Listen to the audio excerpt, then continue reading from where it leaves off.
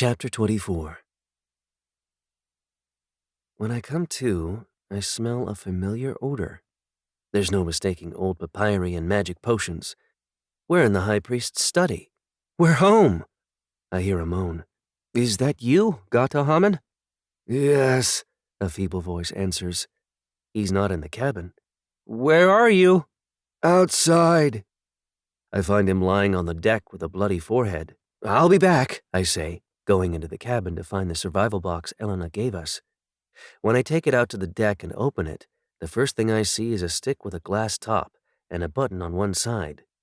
I've learned in the future that if you push a button, something usually happens. Do you have to shine that thing in my eyes? The High Priest growls when a light shoots out of the stick. I direct the light into the survival box to see what else I can use. I take a bottle labeled alcohol between my forepaws, unscrew the cap with my teeth, and put the bottle to his lips. Are you trying to kill me? He yells, spitting out the alcohol. What was that poison you gave me? I take a second look at the label on the bottle. Under alcohol are the words, for external use only, in fine print. I turn the light off in case he wants to read the label himself. Having stopped his bleeding with a survival tool of my own, feline spit, I stand erect and help him up, the light stick still in my paw. Where are we? He asks, leaning heavily on me for support. We're in your study. If I hadn't been so preoccupied with helping him, I would have taken a close look at it. Everything has been smashed, and all the papyri are on the floor, half eaten by mice. Well, he says, why not put that light on so I can see?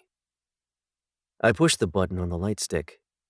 Rappa Haman, this study was my life, he says, gasping and beginning to shake. The Vizier, he has done this. He faints, falling out of the boat, crashing to the floor, and taking me with him. When I get out from under him, I check his breathing. He's asleep, snoring peacefully. The best thing to do is to let him rest while I clean the dust from his work table. From the amount of it, some time has gone by since our escape. Hoping to put dinner on the table, I go into the cabin to get the food parcels Elena gave us. But first I look for the present she gift-wrapped for me, curiosity making me work very fast. I find it hidden under a blanket in the cabin, little hearts painted on the wrapping paper. When I tear the paper off, a familiar face appears. Where have I seen it before? Of course, on the oatmeal box that Elena keeps in the kitchen cabinet. My scourge has followed me through the millennia. I put the oatmeal back under the blanket and begin unloading the food parcels. Unable to carry more than one at the time, I have to make numerous trips from the boat to the table, and by the time I put last parcel down, the High Priest has woken up. We open some of the parcels and eat with appetite, the food restoring him to his old self. A mixed blessing. We must leave the safety of the study, he says when we finish eating. We have to see what is happening in the outside world. Because we've eaten so much, going up the spiral stairs proves to be an effort. If the guards spot us once we're outside the palace, I doubt the High Priest could run nearly as fast as he did when he saved me from the Vizier or fled the guards at the Met. Fortunately, it's night. The darkness helps protect us, but we proceed cautiously, walking close to the walls, eye on all fours. What awaits us outside the walls is a terribly sad sight. Men and women lie in filth, holding the emaciated bodies of their children, who are too weak to even cry. I look into their eyes. All hope is gone from their souls. They await the release of death. A man standing nearby, someone I don't recognize, beckons us. You're both alive, he says. We were told you, Rappa Haman, had killed our king, and you, Gato Haman, helped him escape, and later you were both captured and killed. What has happened to you, Asser? The High Priest asks. I hardly recognize you. Asser? I can hardly believe this sack of bones is the same plump priest who tickled me under the chin whenever we met, who laughed when I responded with a loud purr, telling me my behavior, despite my extraordinary abilities, was that of any normal cat. Why are you so disheveled? The High Priest asks. Are you no longer a priest? No, he says. I refuse to follow the madman Kakamut. After the death of our beloved king, he declared himself pharaoh, and the priests who rebelled were thrown out of the temples. Those who stayed have become the instruments of his despotism. No longer do they teach or attend to the poor. Their time is spent counting the gifts the impostor king bestows on them for their allegiance. Many have even stopped performing their priestly duties. How much time has gone by since the pharaoh's death? I ask. 5 years, my friend. 5 long years. At first we hoped that the story of your capture and death was a lie.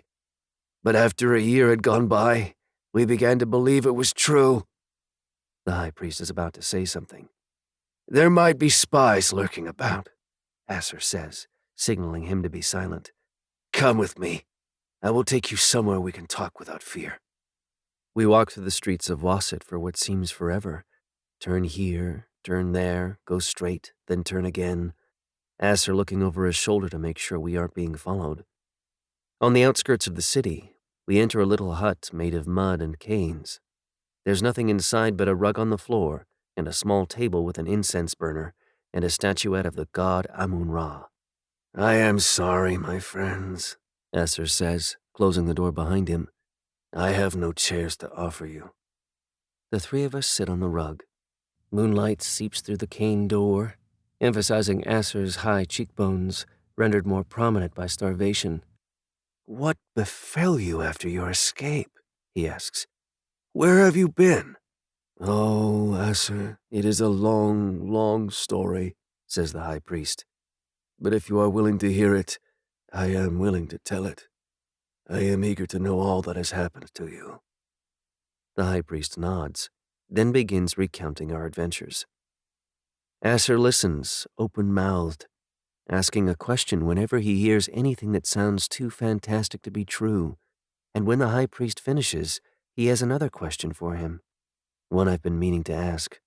When are you going to the king's tomb to use the spell? As soon as possible, the high priest answers. You will need men to open the tomb, Asser says. We will cross the Nile to Set Mat, which, as you know, is the village of the tomb workers. They will help you. They hate Kakamut. We had better go now, before dawn. We leave the hut, and with Asser in the lead, walk down to the docks to find someone with a boat who will take us across the Nile. An old man who is going fishing agrees, and once we're on the other side of the river, we walk past the cultivated area, reaching the tomb workers' village at dawn. Asser leads us down a street, stops, and knocks on a door. What are you doing here? Asks the sleepy man who opens it. I need help, Asser says. Come in, and tell your friend to come in too. Because I'm on all fours, the man doesn't notice me. We step into an antechamber that has a small chapel on one side with a statue of a goddess, probably the village's protector.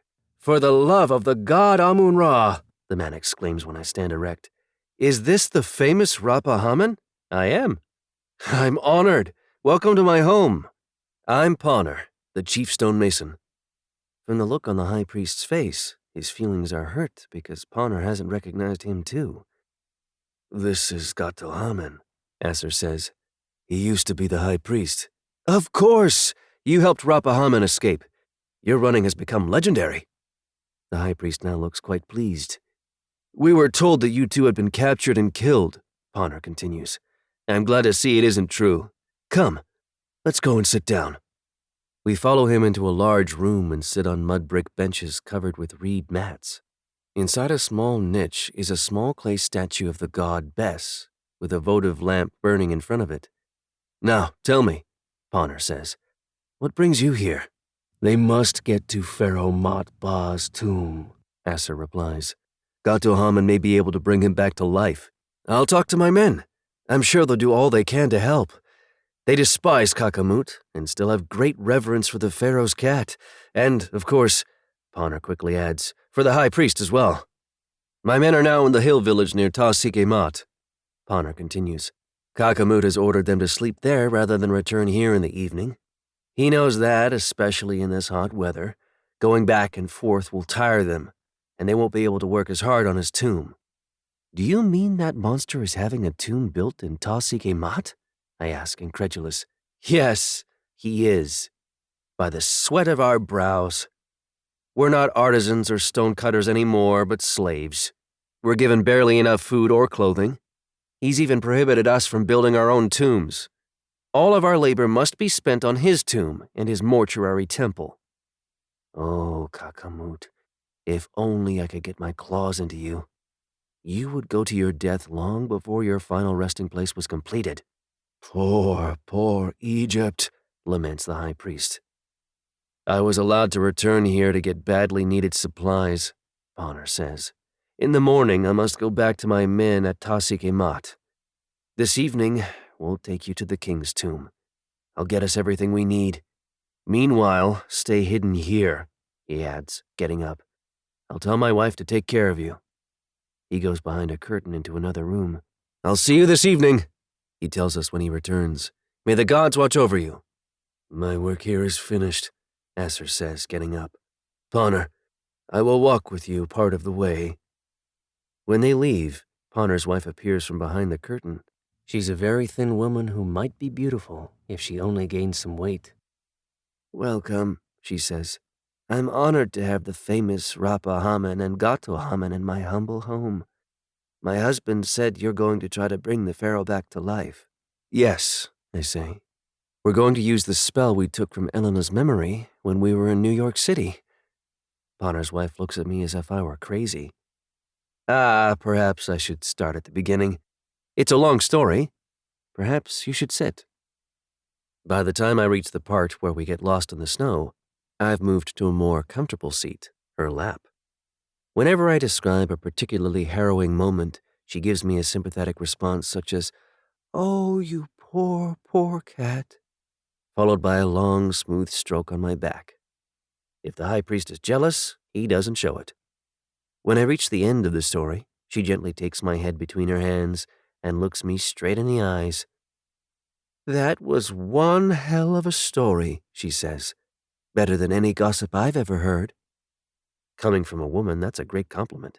Holding me in her arms, she gets up, then puts me down in her seat, which is warm from her rump. There isn't any food I can offer you but dried mullet, she says, looking from me to the high priest. Not wanting to eat what little food she has, we refuse at first, but she's so insistent we finally relent, and she disappears behind the curtain. Soon the smell of fish reaches my happy nostrils, and she returns carrying a tray with boiled mullet and a loaf of dry bread, which she sets on a small table. She takes 3 plates and drinking bowls from a shelf, puts them on the table as well, and, with a wooden spoon, divides the fish into 3 parts, placing a portion on each plate. Then she fills the bowls from a jar of water, breaks the bread, and gives us each a chunk. I return to my own seat so she can have hers back, and we eat, savoring our meal down to the last crumb. Thank you so very much, the high priest says. That was delicious. We will never forget your gracious hospitality. I must leave you now and attend to my household duties, she says, getting up. But please lie on our bed and rest. You'll need your strength for this evening. We follow her behind the curtain to the bedroom, which is fairly large. There's a bed, a stool, and a small low table. The walls are painted in bright colors, and there's a small window and an opening in the ceiling to catch cool breezes. At the far end is another doorway with the curtain partly drawn. I stick my head through and see a passage. Directly across is a kitchen, and to the left, small steps leading to the roof. Don't be so nosy, the high priest whispers. Have a good rest, Bonner's wife says before leaving us. The high priest falls asleep almost immediately. Listening to his snoring, the buzzing of flies, the sound of Bonner's wife moving about in the house performing her chores, and the distant voices of children at play, I'm almost fooled into thinking life is back to normal. But then I remember the starving parents and children outside the royal precinct. Maybe those poor people traveled to Waset, hoping the pharaoh, the father of Egypt, would alleviate their suffering. But the horrible truth is, their father is their executioner.